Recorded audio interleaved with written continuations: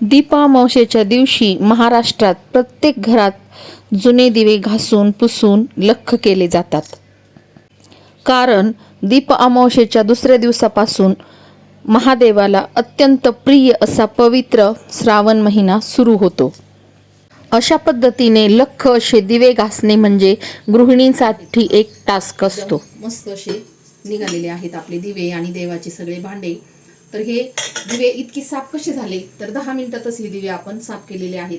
तर हे साफ कसे झाले, तर चला पाहूया आपण. प्रत्येक गृहिणीच्या स्वयंपाकघरात असे थोडेसे सुकलेले लिंब असतात. तर या सर्व लिंबांचा रस आहे ना आपण एका ताटलीमध्ये पिळून घेतलाय. तर भरपूर असा लिंबाचा रस निघाला. त्यामध्ये मीठ टाकलंय आणि गव्हाचं पीठ टाकलंय. तर हे गव्हाचं पीठ, मीठ आणि लिंबाचा रस व्यवस्थित असा कालवून घेतला आणि सर्व दिव्यांना आपल्याला हे मिश्रण लावून घ्यायचं आहे. तर आपल्याकडे जेवढे पितळी दिवे असतील, तांब्याचे दिवे असतील, सर्व दिव्यांना हे मिश्रण लावून घ्यायचं आहे. सर्व दिव्यांना हे मिश्रण लावून आणि दिवे 10-5 मिनिटं तसेच ठेवायचे आहेत. तर तुम्ही पाहू शकता हे मिश्रण लावतानाच दिवे एकदम चकाकायला लागतात आणि त्यानंतर आपल्याला सर्व भांडेही, देवाच्या भांड्यालाही हे मिश्रण लावून ठेवायचं आहे.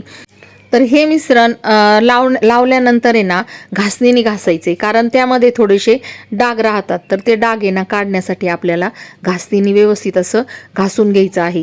एकदा जरी घासणी फिरवली तरी पण दिवे एकदम मस्त चकाचक असे निघतात. तर अशा पद्धतीने हे दिवे आपल्याला घासून घ्यायचे आहेत आणि देवाचे भांडेही घासून घ्यायचे आहेत.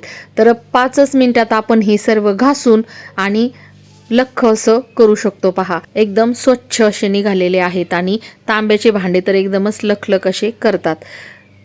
तर पहा, एक अजिबात आपल्याला डाग सुद्धा दिसणार नाही या तांब्याच्या भांड्यावर.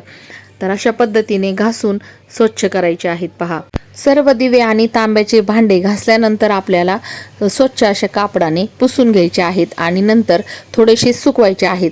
तर यावर पडलेले पाण्याचे जे डाग असतात ना तेही स्वच्छ होतात आणि दिवे एकदम मस्त असे लखलख करतात. तर चला, व्हिडिओ कसा वाटला आणि आज दीप अमावस्येच्या दिवशी तुम्हीही अशा पद्धतीने दिवे घासून आणि एकदम चकाचक करा.